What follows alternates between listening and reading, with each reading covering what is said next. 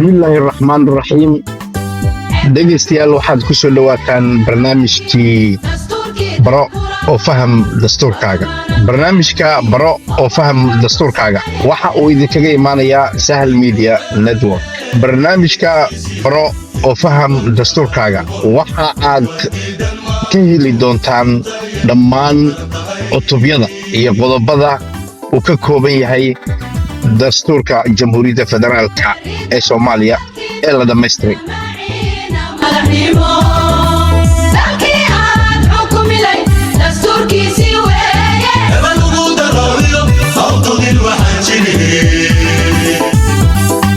barnaamijka baro oo faham dastuurkaaga waxaa idinla socodsiinaya anigoo ah injineer Axmed Maxamed Sahal.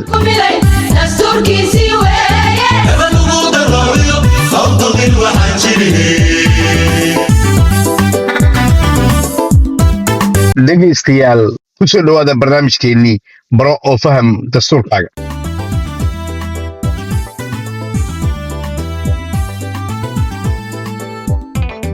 dhegaystayaal ku soo dhowaada qaybtii labaad ee barnaamijkeennii baro dastuurkaaga oo faham.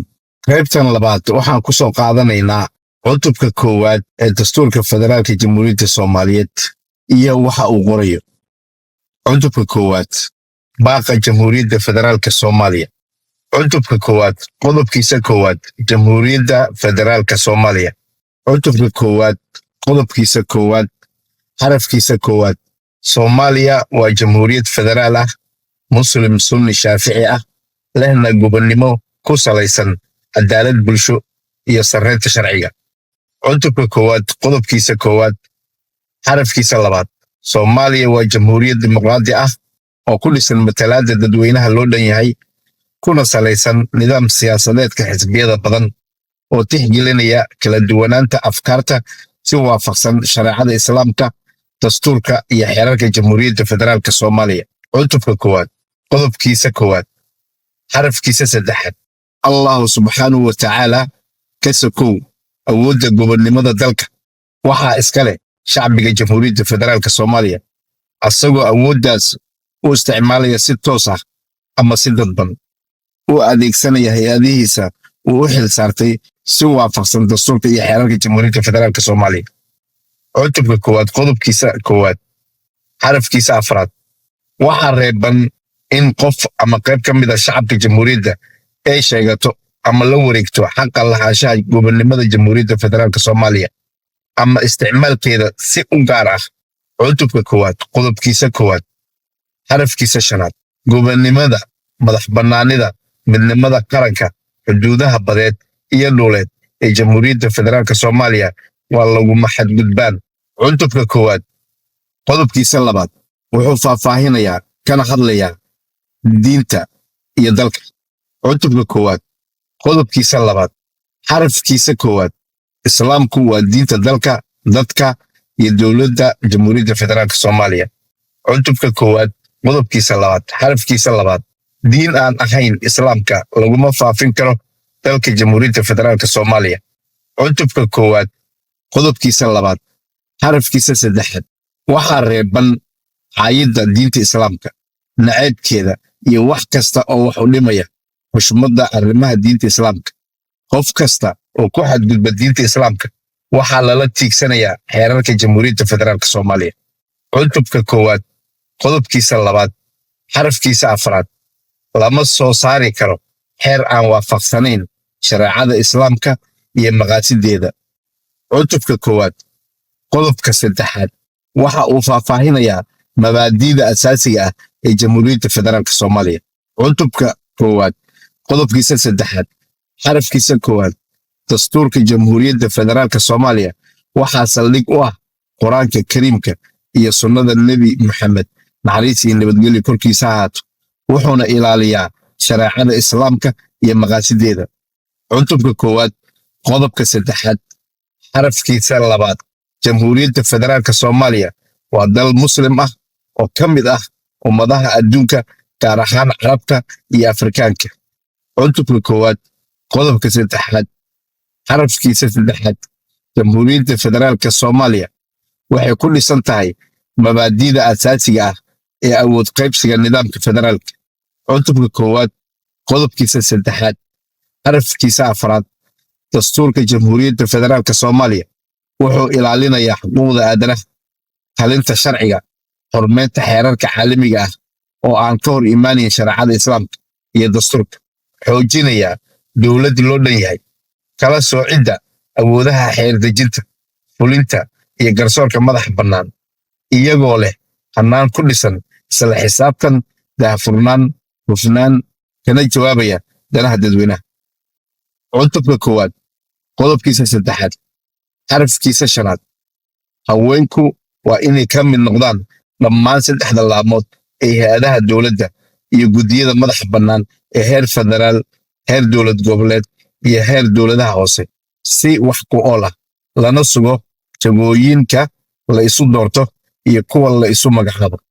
cutubka koowaad qodobkiisa saddexaad xarafkiisa lixaad awood dowladeedka heer kasta waxaa loo adeegsan karaa oo keliya si waafaqsan dastuurka iyo xeerarka jamhuuriyadda federaalka soomaaliya. cutubka koowaad qodobkiisa saddexaad xarafkiisa toddobaad dhulka, badda, hawada, webiyada, jasiiradaha iyo kheyraadka dabiiciga ah waa hanti qaran oo ay shacabka soomaaliyeed wada leeyihiin, waxaana mas-uul ka ah dowladda federaalka soomaaliya.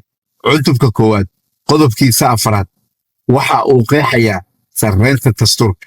cutubka koowaad qodobkiisa afraad xarafkiisa koowaad shareecada islaamka ka sokow dastuurka jamhuuriyaddu waa xeerka ugu sarreeya ee dalka, isaga ayayna u hoggaansamayaan xukuumadaha heer kasta oo dowladeed ee jamhuuriyadda federaalka soomaaliya.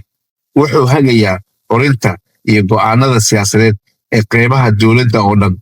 cutubka koowaad qodobkiisa afraad xarafkiisa labaad cid kastaba dhammaan hay-adaha dowladda, ururada, xisbiyada siyaasadeed iyo bulsho waxaa waajib ku ah inay u hoggaansamaan ku dhaqanka iyo ilaalinta dastuurka. cutubka koowaad qodobkiisa afraad xarafkiisa saddexaad xeer, go'aan ama tallaabo kasta oo maamul oo ka soo baxa heerarka hay-adaha dowladda kana soo horjeeda dastuurka jamhuuriyadda federaalka soomaaliya wuxuu noqonayaa waxba kama jiraan, waxaana burin kara maxkamadda dastuurka. cutubka koowaad qodobkiisa shanaad wuxuu faahfaahinayaa afafka rasmiga ah ee dalka.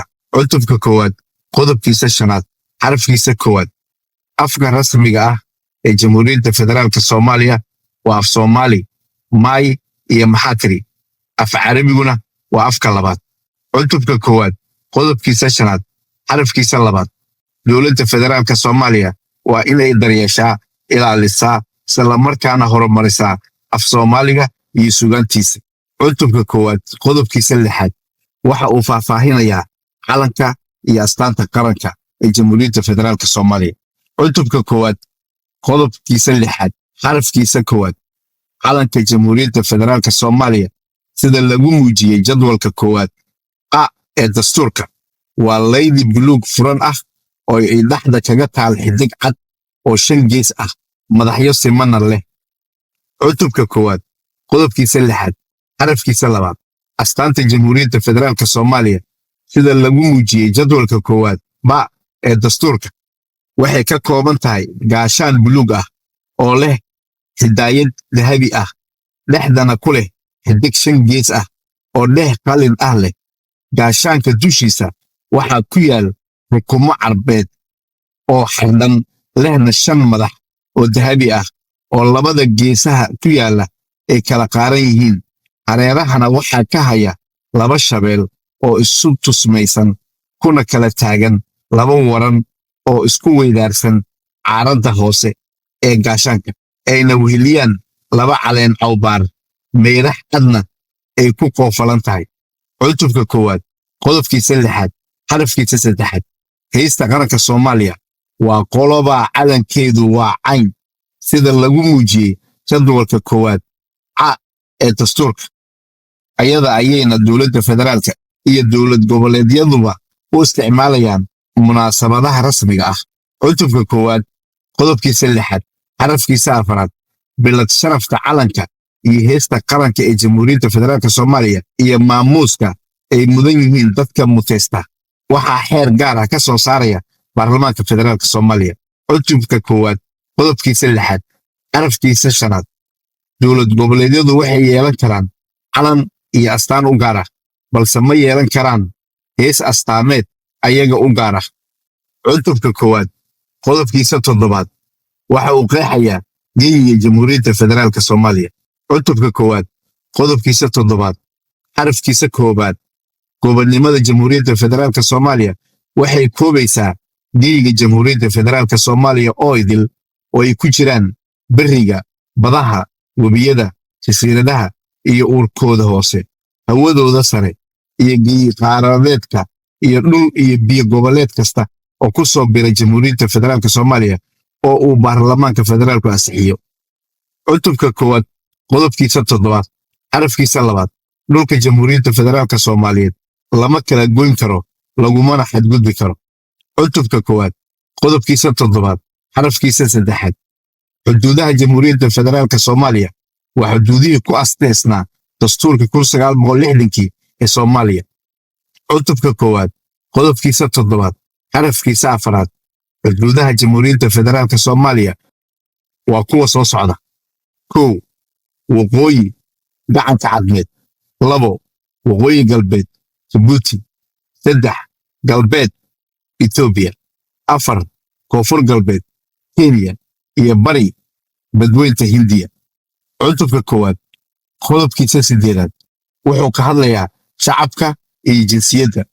Cutubka koowaad qodobkiisa 8 xarafkiisa 1 shacabka Jamhuuriyadda Federaalka Soomaaliyeed waa mid lamana kala qaybin karo, wuxuuna ka kooban yahay dhammaan muwaadiniinta. Cutubka koowaad qodobkiisa 8 xarafkiisa 2 jinsiyadda Soomaaliyeed waa mid qor ah, xeer gaar ah oo uu ansixiyo baarlamaanka federaalka Soomaaliya oo keliya ayaa xadidaya sida lagu helayo, lagu laalayo ama lagu waayayo. Cutubka koowaad qodobkiisa 8 xarafkiisa 3 qof leh jinsiyadda Soomaaliyeed wuxuu qaadan karaa jinsiyad dal kale, lagamana qaadi karo jinsiyadda Soomaaliyeed, lagumana qasbi karo inuu ka tago jinsiyaddiisa kale.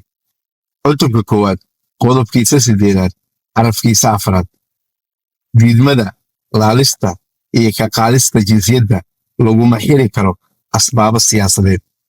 Cutubka koowaad qodobkiisa 9 waxa uu ka hadlayaa magaalo madaxda Jamhuuriyadda Federaalka Soomaaliya.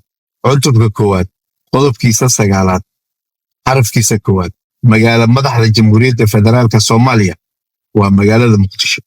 Cutubka koowaad qodobkiisa 9 xarafkiisa 2 maqaamka magaalo madaxdu leedahay iyo matalaadeeda waxaa lagu xeerinayaa cutubka 5 ee dastuurka Jamhuuriyadda Federaalka Soomaaliya.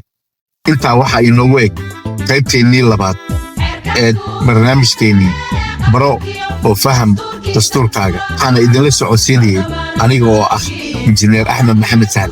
inta aan barnaamij la mid ah aan dib dambe ugu kulmi doono waxaan idinkaga tegayaa sidaas iyo nabadgelyo. Assalaamu calaykum waraxmatullaahi wabarakaatuh.